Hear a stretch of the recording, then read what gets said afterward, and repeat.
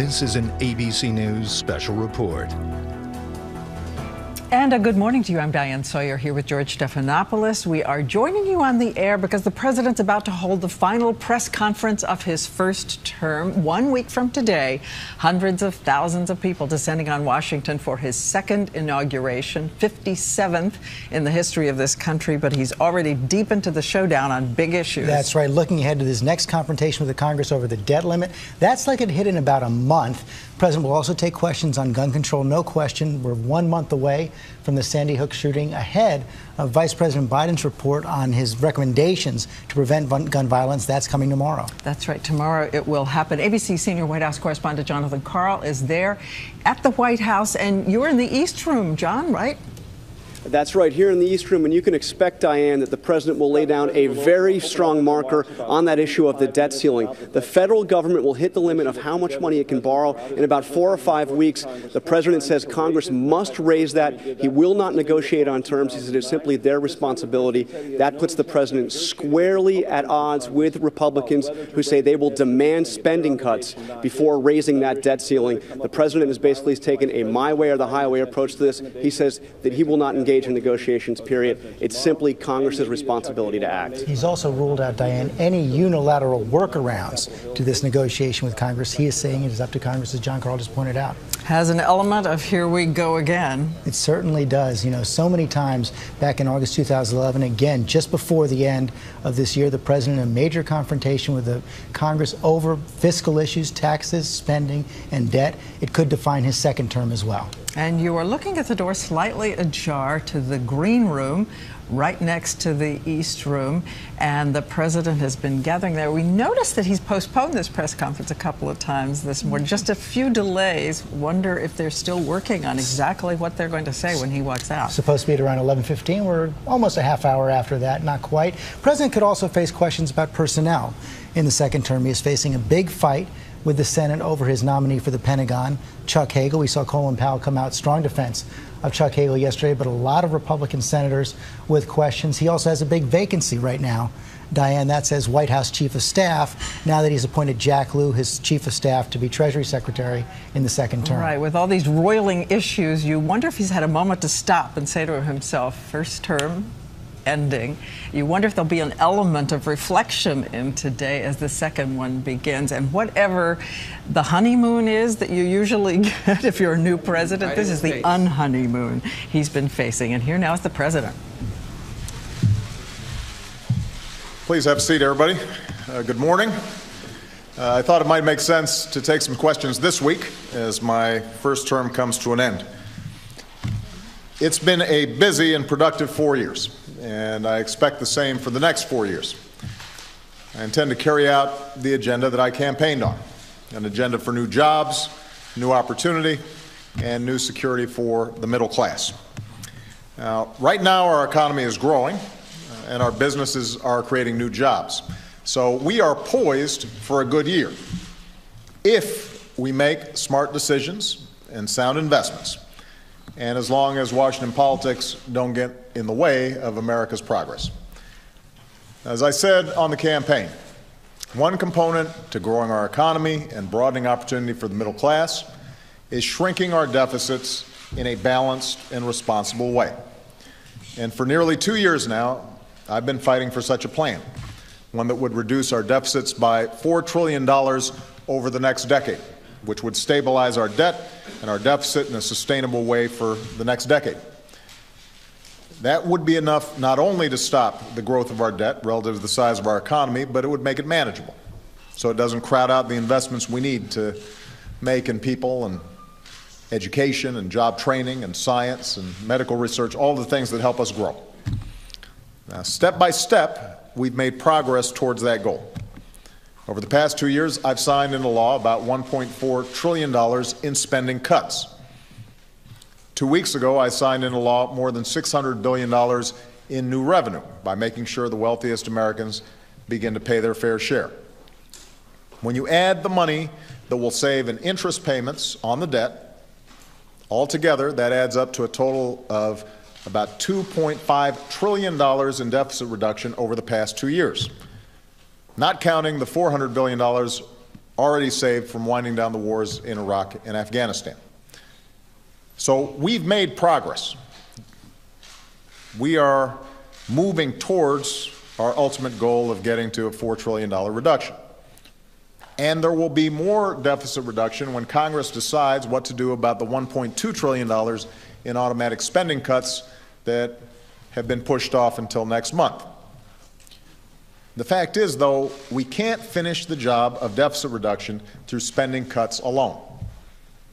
The cuts we've already made to priorities other than Medicare, Medicaid, Social Security, and defense mean that we spend on everything from education to public safety less as a share of our economy than has been true for a generation. And that's not a recipe for growth. So we've got to do more both to stabilize our finances over the medium and long term, but also spur more growth in the short term. Now, I've said I'm open to making modest adjustments to programs like Medicare to protect them for future generations. And I've also said that we need more revenue through tax reform by closing loopholes in our tax code for the wealthiest Americans. If we combine a balanced package of savings from spending on health care and revenues from closing loopholes, we can solve the deficit issue without sacrificing our investments in things like education that are going to help us grow. Turns out the American people agree with me. They listened to an entire year's debate over this issue, and they made a clear decision about the approach they prefer. They don't think it's fair, for example, to ask a senior to pay more for his or her health care, or a scientist to shut down life-saving research so that a multimillionaire investor can pay less in tax rates than a secretary. They don't think it's smart to protect endless corporate loopholes and tax breaks for the wealthiest Americans rather than rebuild our roads and our schools, invest in our workers' skills, or help manufacturers bring jobs back to America. So they want us to get our books in order in a balanced way, where everybody pulls their weight, everyone does their part. That's what I want as well. That's what I've proposed. And we can get it done, but we're going to have to make sure that people are looking at this in a responsible way rather than just through the lens of politics. Now, the other congressionally imposed deadline coming up is the so-called debt ceiling, something most Americans hadn't even heard of before 2 years ago. So I want to be clear about this. The debt ceiling is not a question of authorizing more spending. Raising the debt ceiling does not authorize more spending. It simply allows the country to pay for spending that Congress has already committed to. These are bills that have already been racked up, and we need to pay them. So while I'm willing to compromise and find common ground over how to reduce our deficits, America cannot afford another debate with this Congress about whether or not they should pay the bills they've already racked up. If congressional Republicans refuse to pay America's bills on time, Social Security checks and veterans benefits will be delayed. We might not be able to pay our troops or honor our contracts with small business owners. Food inspectors, air traffic controllers, specialists who track down loose nuclear materials wouldn't get their paychecks. Investors around the world will ask if the United States of America is, in fact, a safe bet. Markets could go haywire. Interest rates would spike for anybody who borrows money. Every homeowner with a mortgage, every student with a college loan, every small business owner who wants to grow and hire. It would be a self-inflicted wound on the economy. It would slow down our growth, might tip us into recession, and ironically, would probably increase our deficit. So to even entertain the idea of this happening, of the United States of America not paying its bills, is irresponsible. It's absurd. As the Speaker said 2 years ago, it would be, and I'm quoting Speaker Boehner now, a financial disaster not only for us, but for the worldwide economy. So we've got to pay our bills. And Republicans in Congress have two choices here. They can act responsibly and pay America's bills, or they can act irresponsibly and put America through another economic crisis. But they will not collect a ransom in exchange for not crashing the American economy. The financial well-being of the American people is not leverage to be used. The full faith and credit of the United States of America is not a bargaining chip. And they'd better choose quickly because time is running short. The last time Republicans in Congress even flirted with this idea, our AAA credit rating was downgraded for the first time in our history. Our business has created the fewest jobs of any month in nearly the past 3 years. And ironically, the whole fiasco actually added to the deficit. So it shouldn't be surprising, given all this talk, that the American people think Washington is hurting rather than helping the country at the moment. They see their representatives consumed with partisan brinksmanship over paying our bills, while they overwhelmingly want us to focus on growing the economy and creating more jobs. So let's finish this debate. Let's give our businesses and the world the certainty that our economy and our reputation are still second to none. We pay our bills, we handle our business, and then we can move on because America has a lot to do. We've got to create more jobs. We've got to boost the wages of those who have work. We've got to reach for energy independence. We've got to reform our immigration system. We've got to give our children the best education possible, and we've got to do everything we can to protect them from the horrors of gun violence. And let me say I'm grateful to Vice President Biden for his work on this issue of gun violence and for his proposals, which I'm going to be reviewing today and I will address in the next few days, and I intend to vigorously pursue. So with that, I'm going to take some questions, and I'm going to start with Julie Pace of AP, and I want to congratulate Julie for this new important job. Thank you very much. Yeah. I wanted to ask about gun violence. Mm-hmm. Today marks the 1 month anniversary of the shooting in Newtown, which seemed to generate some momentum for reinstating the assault weapons ban. But there's been fresh opposition to that ban from the NRA, and even Harry Reid has said that he questions whether it could pass Congress. Mm-hmm. Given that, how hard will you push for an assault weapons ban? And if one cannot pass Congress, what other measures would need to be included in a broad package in order to curb gun violence successfully? Well, as I said, the Vice President and a number of members of my cabinet went through a very thorough process over the last month, meeting with a lot of stakeholders in this, including the NRA, listened to proposals from all quarters, and they've presented me now with a list of sensible, common sense steps that can be taken to make sure that the kinds of violence we saw in Newtown doesn't happen again. I'm going to be meeting with the Vice President today. I expect to have a fuller presentation later in the week to give people some specifics about what I think we need to do. My starting point is not to worry about the politics. My starting point is to focus on what makes sense, what works. What should we be doing to make sure that our children are safe, that we're reducing the incidence of gun violence. And I think we can do that in a sensible way that comports with the Second Amendment. And then members of Congress, I think, are going to have a debate and examine their own conscience.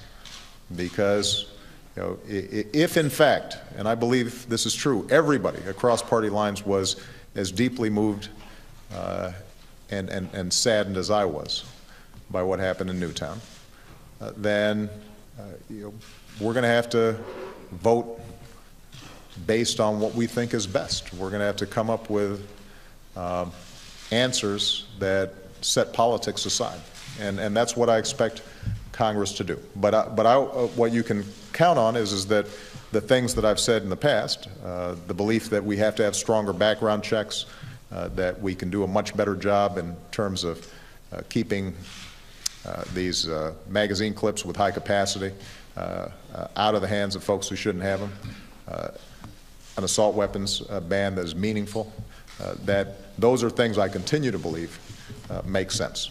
Okay, will all of them get through this Congress? I don't know. But what's uppermost in my mind is making sure that I'm honest with the American people and with members of Congress about what I think will work, what I think is something that will make a difference, and to repeat what I've said earlier, if there is a step we can take that will save even one child from what happened in Newtown, we should take that step. I'll present the details later in the week. Chuck Todd, NBC. Thank you, sir. As you know, Senate Democrats, Harry Reid sent you a letter begging you, essentially, to consider some sort of executive action on this debt ceiling issue. I know you've said you're not negotiating on it. Your administration has ruled out the various ideas that have been out there, the 14th Amendment, but just this morning, one of the House Democratic leaders, Jim Clyburn, asked you to use the 14th Amendment and even said sometimes that's what it takes. He brought up the Emancipation Proclamation as saying it took executive action when Congress wouldn't act, and he compared the debt ceiling to that. So are you considering a plan B? And if not, why not? Well, Chuck, the issue here is whether or not America pays its bills. We are not a deadbeat nation. And so there's a very simple solution to this. Congress authorizes us to pay our bills. Now, if the House and the Senate want to give me the authority so that they don't have to take these tough votes, if they want to put the responsibility on me to raise the debt ceiling, I'm happy to take it. Mitch McConnell, the Republican leader in the Senate, had a proposal like that last year, and I'm happy to accept it. But if they want to keep this responsibility, then they need to go ahead and get it done. And there are no magic tricks here. There are no loopholes. There are no easy outs. This is a matter of Congress authorizes spending. They order me to spend. They tell me you need to fund our Defense Department at such and such a level. You need to send out Social Security checks. You need to make sure that you are paying to care for our veterans.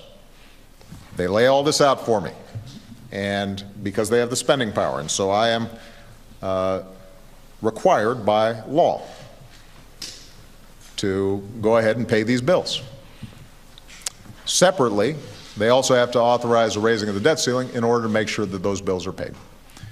And so what Congress can't do is tell me to spend X and then say, but we're not going to give you the authority to go ahead and pay the bills. And I just want to repeat, because I think sometimes the American people understandably aren't following all the debates here in Washington. Raising the debt ceiling does not authorize us to spend more. All it does is say that America will pay its bills. And we are not a deadbeat nation. And the consequences of us not paying our bills, as I outlined in my opening statement, would be disastrous. So I understand the impulse to try to get around this in a simple way.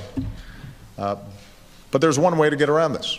There's one way to deal with it, and that is for Congress to authorize me to pay for those items of spending that they have already authorized. And the notion that Republicans in the House, or maybe some Republicans in the Senate, would suggest that in order for us to get our way on our spending priorities, that we would risk the full faith and credit of the United States, that I think is not what the founders intended. That's not how I think most Americans think our democracy should work. They've got a point of view. Democrats in Congress have a point of view. They need to sit down and work out a compromise. You just outlined an entire rationale for why this can't happen. Yeah. And if not negotiating on the debt ceiling. Yeah. So if you're not negotiating, and they say you have to negotiate, and you're not considering another plan B, then we just wait it out, and we do see all these things happen. Well, look, Chuck, there's a pretty straightforward way of doing this, and that is to set the debt ceiling aside. We pay our bills, and then we have a vigorous debate about how we're going to do further deficit reduction in a balanced way. Now, keep in mind that what we've heard from some Republicans in both the House and the Senate is that they will only increase the debt ceiling by the amount of spending cuts that they're able to push through. And in order to replace the automatic spending cuts, the sequester, that's $1.2 trillion. Say it takes another trillion or $1.2 trillion to get us through one more year. They'd have to identify $2.5 trillion in cuts just to get the debt ceiling extended to next year. $2.5 trillion. They can't even, Congress has not been able to identify $1.2 trillion in cuts that they're happy with. Because these same Republicans say they don't want to cut defense. They've claimed that they don't want to gut Medicare or harm the vulnerable, but the truth of the matter is that you can't meet their own criteria without drastically cutting Medicare or having an impact on Medicaid or affecting our defense spending. So the math just doesn't add up. Now, here's what would work. What would work would be for us to say we've already done close to $2 trillion in deficit reduction, and if you add the interest that we won't be paying because of less spending and increased revenue, it adds up to about $2.5 trillion. The consensus is we need about $4 trillion to stabilize our debt and our deficit, which means we need about $1.5 trillion more. The package that I offered to Speaker Boehner before the new year would achieve that. We were actually fairly close in terms of arriving at that number. So if the goal is to make sure that we are being responsible about our debt and our deficit, if that's the conversation we're having, I'm happy to have that conversation. And by closing some additional loopholes through tax reform, which Speaker Boehner has acknowledged can raise money in a sensible way, and by doing some additional cuts, including making sure that we are reducing our health care spending, which is the main driver of our deficits, we can arrive at a package that gets this thing done. I'm happy to have that conversation. What I will not do is to have that negotiation with a gun at the head of the American people. The threat that unless we get our way, unless you gut Medicare or Medicaid, or otherwise slash things that the American people don't believe should be slashed, that we're going to threaten to wreck the entire economy. That is not how historically this has been done. That's not how we're going to do it this time.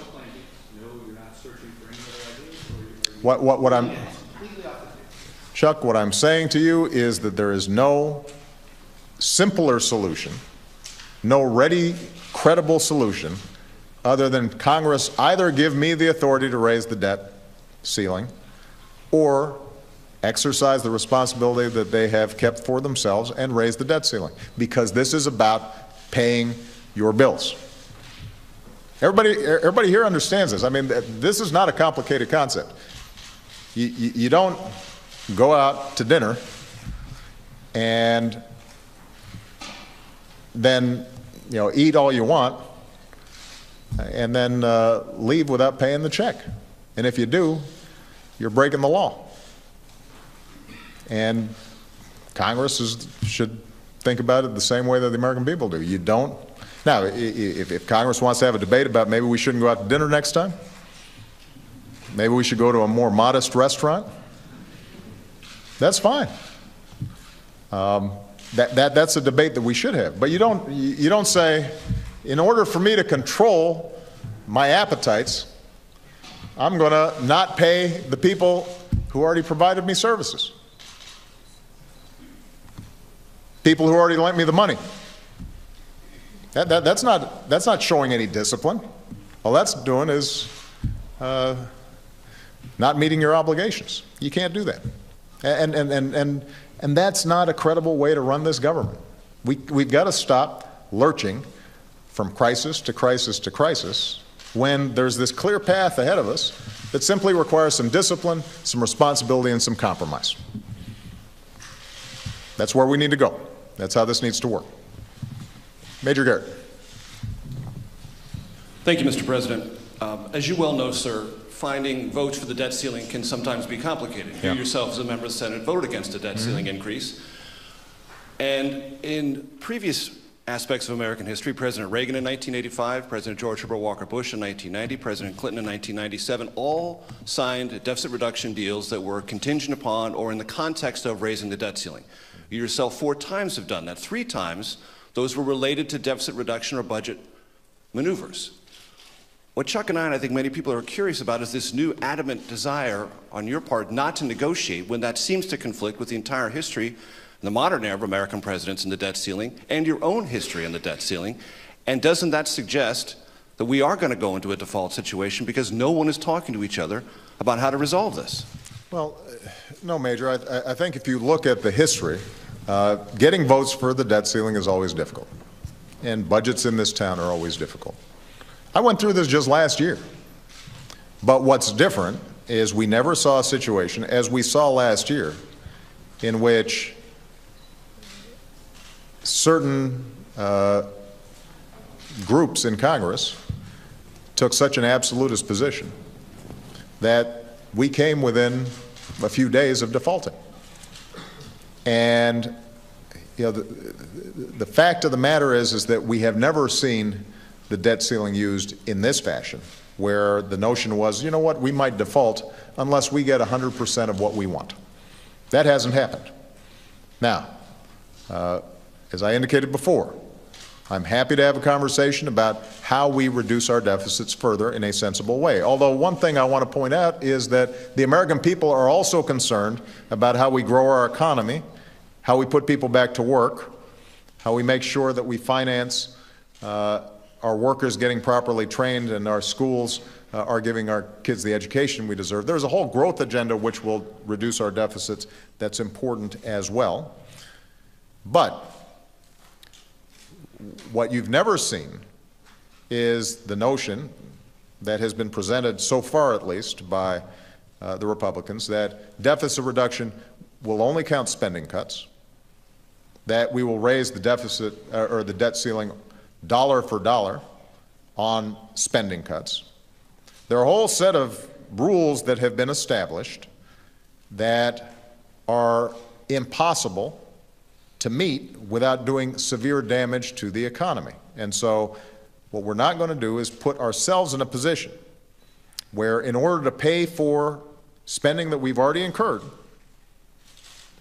that our 2 options are we're either going to profoundly hurt the economy and hurt middle-class families and hurt seniors and hurt kids who are trying to go to college, or alternatively, we're going to blow up the economy. We're not going to do that. You're okay with? No, not whatever Congress sends me. They're going to have to send me something that's sensible. And we shouldn't be doing this. We shouldn't be doing this on a 1 to 3 month time frame. Why would we do that? This is the United States of America, Major. We can't manage our affairs in such a way that we pay our bills and we provide some certainty in terms of how we pay our bills? Hey, look, I don't think anybody would consider my position unreasonable here. I have.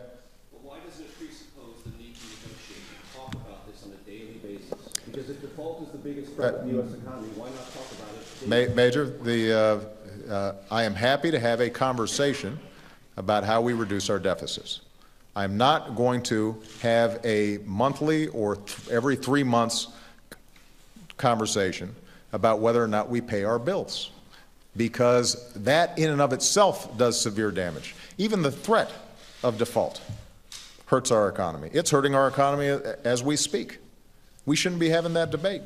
If we want to have a conversation about how to reduce our deficit, let's have that. We've been having that for the last 2 years. We just had an entire campaign about it. And by the way, the American people agreed with me that we should reduce our deficits in a balanced way that also takes into account the need for us to grow this economy and put people back to work. And despite that conversation, and despite the election results, the position that's been taken on the part of some House Republicans is that, nope, we got to do it our way. And if we don't, we simply won't pay America's bills. Well, you know, that can't be a position that is sustainable over time. It's not one that's good for the economy now. It's certainly not going to be the kind of precedent that I want to establish, not just for my presidency, but for future presidents. Even if it was on the other side. You know, Democrats don't like voting for the debt ceiling when a Republican's president, and yet but you never saw a situation in which Democrats suggested somehow that we would go ahead and default if we didn't get 100% of our way. That's just not how it's supposed to work. John Carl. Thank you, Mr. President.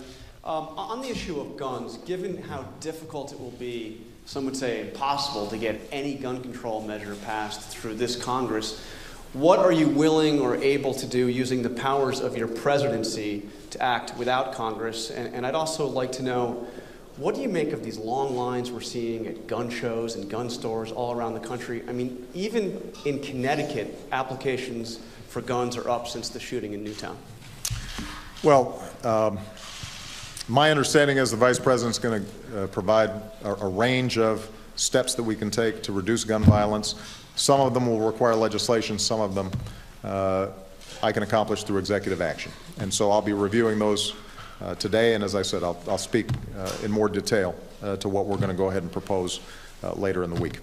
But I'm confident that there are some steps that we can take that don't require legislation and that are within my authority as president. And where you get a step that has the opportunity to reduce the possibility of gun violence, then I want to go ahead and take it. Well, you know, I think, for example, how we are gathering data, for example, on guns that fall into the hands of criminals, and how we track that more effectively. There may be some steps that we can take administratively as opposed through legislation. As far as people lining up and purchasing more guns, I think that we've seen for some time now that those who oppose any common sense gun control or gun safety measures have a pretty effective way of ginning up fear on the part of gun owners that somehow the federal government's about to take all your guns away. And you know, that there's probably an economic element to that. It obviously is good for business, but I think that you know, those of us who look at this problem have repeatedly said that responsible gun owners, people who have a gun for protection, for hunting, for sportsmanship, they don't have anything to worry about. The issue here is not whether or not we believe in the Second Amendment.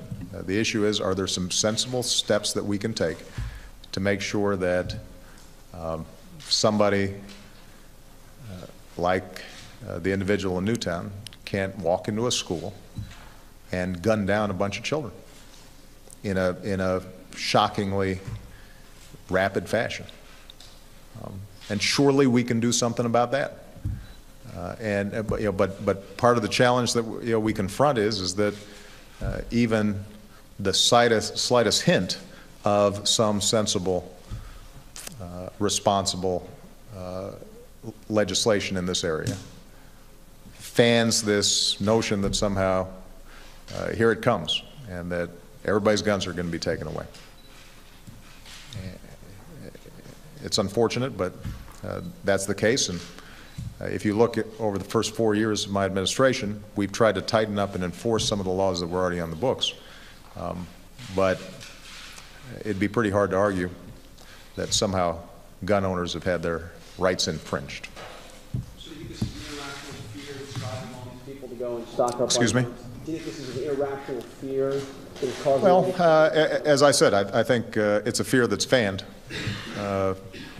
by those who are worried about the possibility of any legislation getting out there.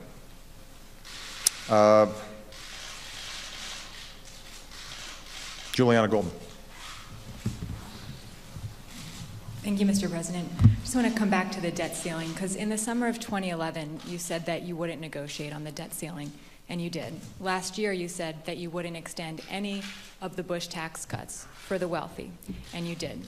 So as you say now that you're not going to negotiate on the debt ceiling this year, why should House Republicans take that seriously and think that if we get to the 1 minute to midnight scenario, that you're not going to back down? Well, first of all, Juliana, let's take the example of this year in the fiscal cliff.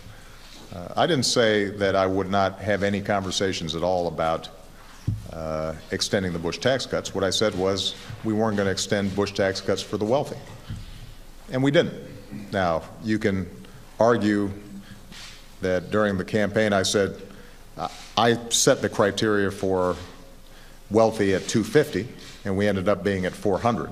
But the fact of the matter is millionaires, billionaires are paying significantly more in taxes, just as I said. So from the start, my concern was making sure that we had a tax code that was fair and that protected the middle class, and my biggest priority was making sure that middle class taxes did not go up. The difference between this year and 2011 is the fact that we've already made $1.2 trillion in cuts. And at the time, I indicated that there were cuts that we could sensibly make that would not damage our economy, would not impede growth. I said at the time, I think we should pair it up with revenue in order to have an overall balanced package.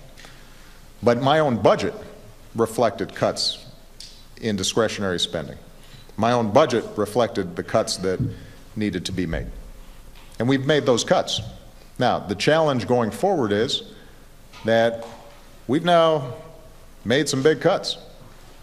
And if we're going to do further deficit reduction, the only way to do it is in a balanced and responsible way.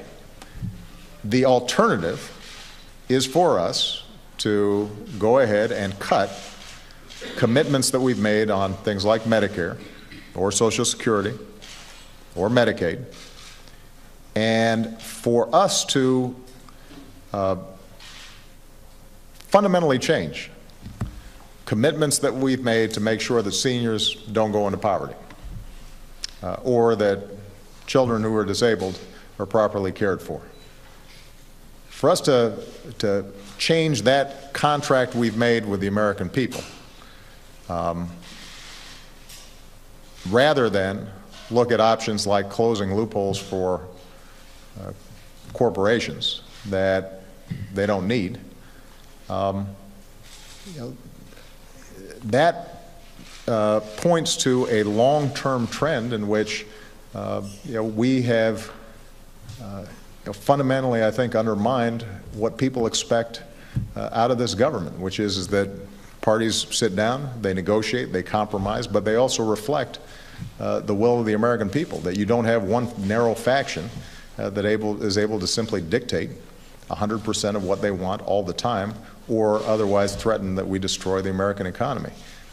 Another way of putting it is we got to break the habit of negotiating through crisis over and over again. And now is as good of a time as any at the start of my second term, because if we continue down this path, then there's really no stopping the principle.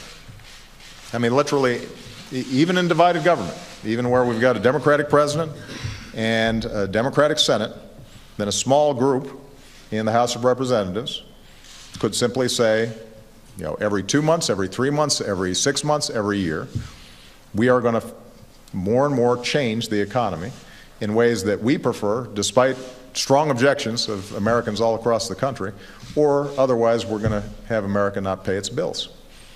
And that is no way for us to do business. And by the way, I would make the same argument if it was a Republican president and a Republican Senate, and you had a handful of Democrats who were suggesting that we are going to hijack the process and make sure that either we get our way 100% of the time, or otherwise we are going to default on America's obligations.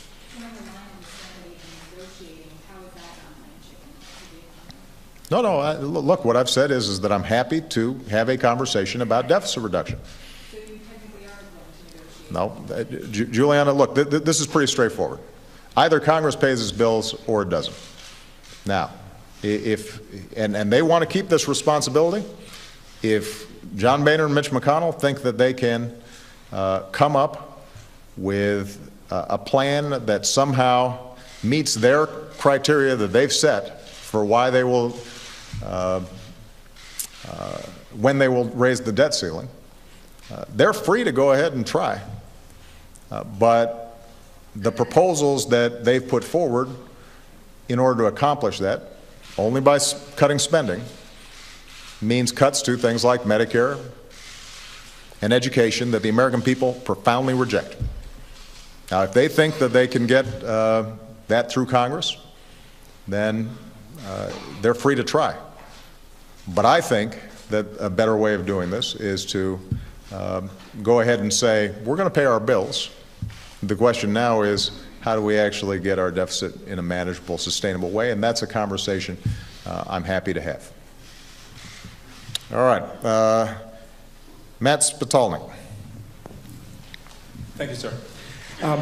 You've spoken extensively about the debt ceiling debate, but some Republicans have further said that they're willing to allow a government shutdown to take place rather than put off deep spending cuts. Are you prepared to allow the government to grind to a halt if you disagree with the spending cut proposals that they put forth? And who do you think the American people would blame if that came to pass? Well,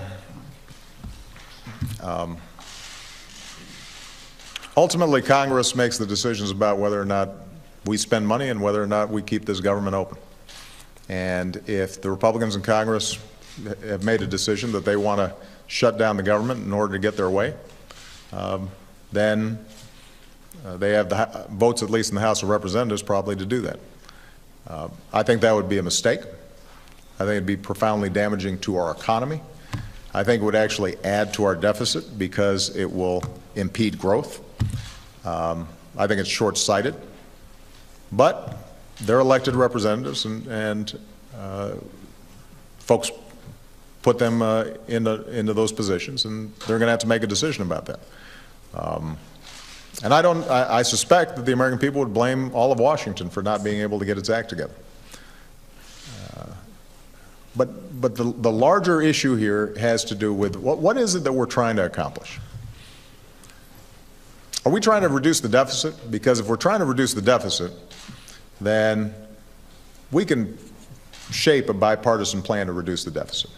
I mean, is that really our objective? Our concern is that we're spending more than we take in, and if that's the case, then there's a way of balancing that out so that we take in more money, increasing revenue, and we reduce spending.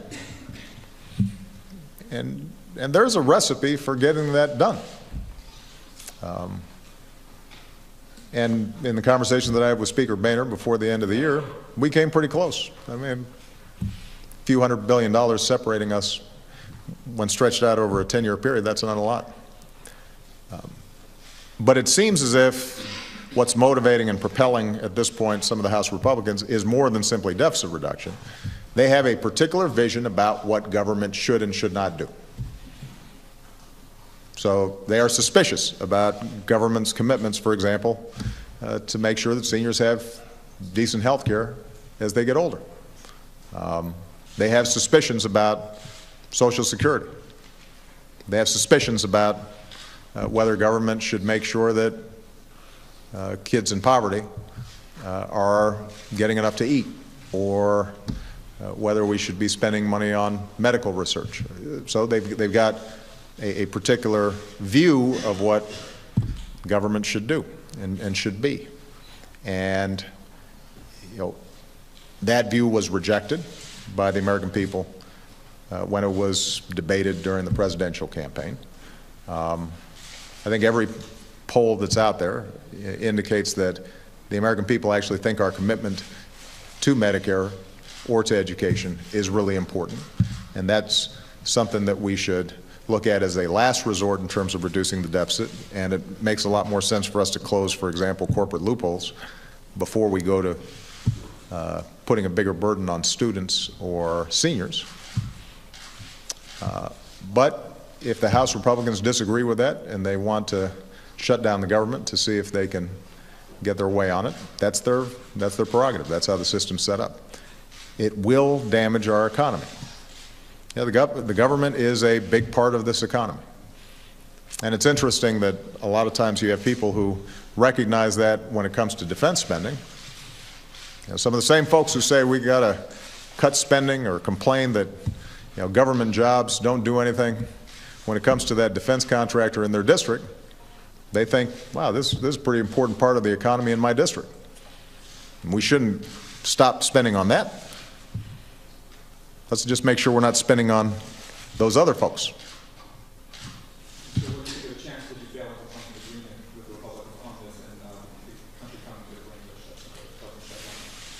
Well, look, my hope is that common sense prevails.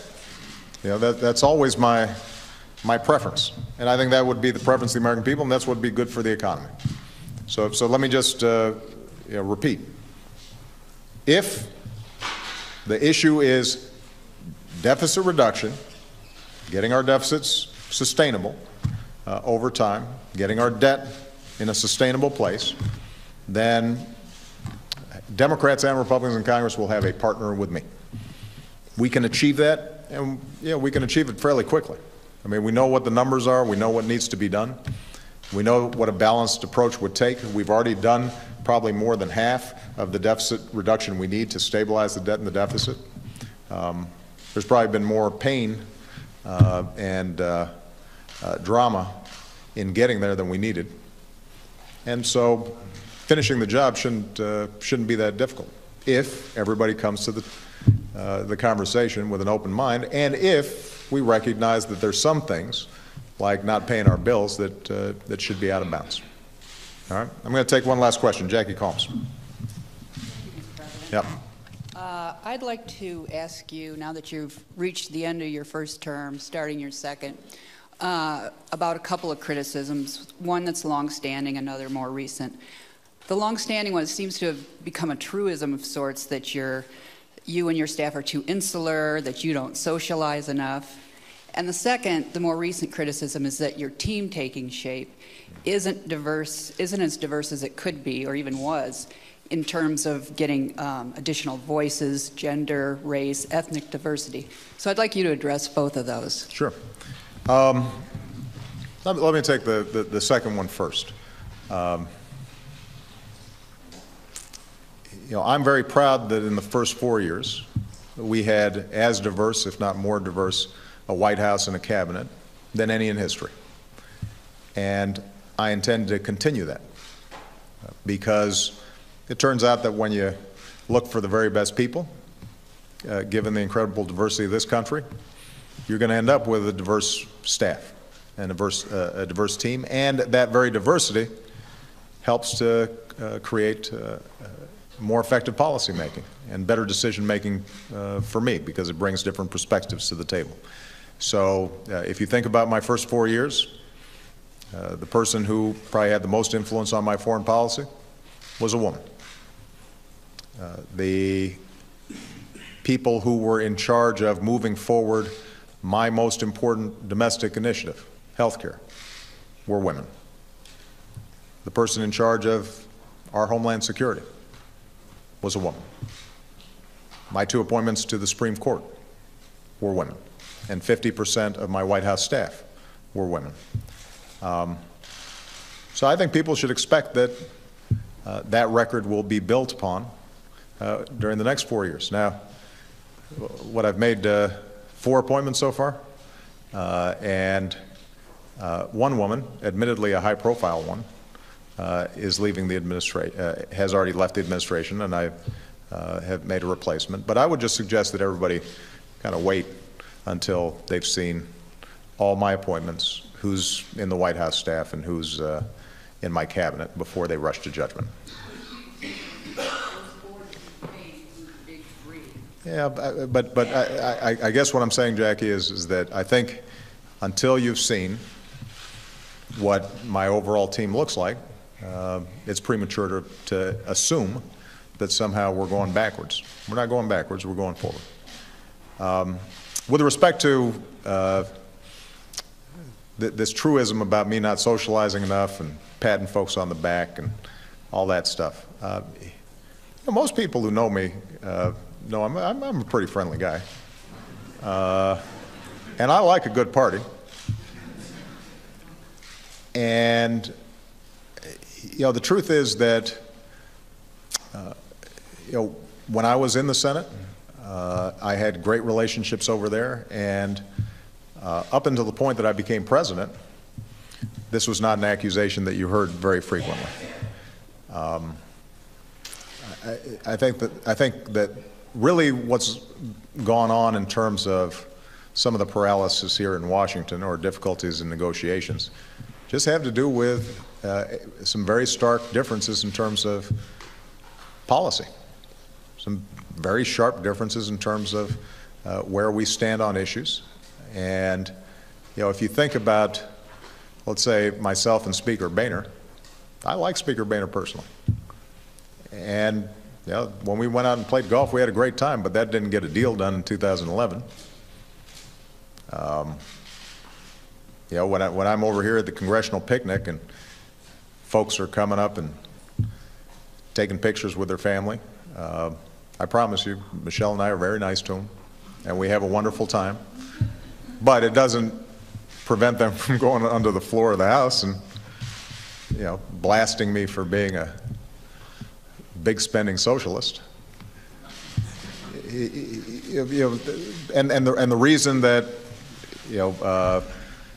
in many cases, Congress votes the way they do, or talks the way they talk, or takes positions in negotiations that they take, doesn't have to do with me. It has to do with the imperatives that they feel in terms of their own politics, right? They're worried about their district. They're worried about what's going on back home. I think there are a lot of Republicans at this point that feel that, given how much energy has been devoted in some of the media that's preferred by Republican constituencies to demonize me, that it doesn't look real good socializing with me. Charlie Crist down in Florida, I think, testifies to that, and I think a lot of folks say, well, if we look like we're being too cooperative or too chummy with the president, that might cause us problems. That might be an excuse for us to get a challenge from somebody in a primary. So that tends to be the challenge. I promise you. We invite folks from Congress over here all the time. And when they choose to come, I enjoy their company. Sometimes they don't choose to come, and that has to do with the fact that I think they don't consider the optics useful for them politically. And ultimately, the way we're going to get stuff done, personal relationships are important. And obviously, I can always do a better job. And the nice thing is that now that my girls are getting older, they don't want to spend that much time with me anyway. So I'll be probably calling around looking for somebody to play cards with me or something, because I'm getting kind of lonely in this big house. So maybe a whole bunch of members of the House Republican Caucus want to come over and socialize more. But my suspicion is getting the issues resolved that we just talked about, the big stuff. Whether or not we get sensible laws passed to prevent gun violence, whether or not America's paying its bills, whether or not we get immigration reform done. All that's going to be determined largely by where the respective parties stand on policy, and maybe most importantly, the attitude of the American people. Now, if the American people feel strongly about these issues and they push hard and they reward or don't reward members of Congress with their votes, if they reject sort of uncompromising positions or sharp partisanship or always looking out for the next election, and they reward folks who are trying to find common ground, then I think you'll see behavior in Congress change. And that'll be true whether I'm the life of the party or a stick of the mud. All right? Thank you very much, everybody. And there you have the president. He ended this press conference talking about socializing, George, and saying that maybe he will socialize more with members of Congress since his girls don't want to be with him that much anyway. But his opening statement was about the debt ceiling, saying we are not a deadbeat nation. We've got to stop lurching from crisis to crisis. And all but one of the questions on either the debt ceiling or gun control. The president clearly had a message to get out there. He is not going to move on the debt ceiling. It's up to Congress to pass it. He says the only issue there is, are we going to pay the bills we have already racked up? On gun control is interesting. He said that Vice President Biden has already given him his recommendations, a mix of legislative recommendations and executive actions. The president's signaling, though, that he knows how tough a fight this is going to be. He says, will they all get through? I don't know. That includes background checks on gun shows, the assault weapons ban, and some kind of change on gun magazines. And announcing it all in a couple of days. And our Jonathan Karl is going to be joining us tonight on World News. He will have all of the news from this press conference, as well as the news of the day from the White House. And we'll have a complete wrap-up of what happened around the world on World News. We're always working for you at abcnews.com. For George, for me, have a great day. This has been a special report from ABC News.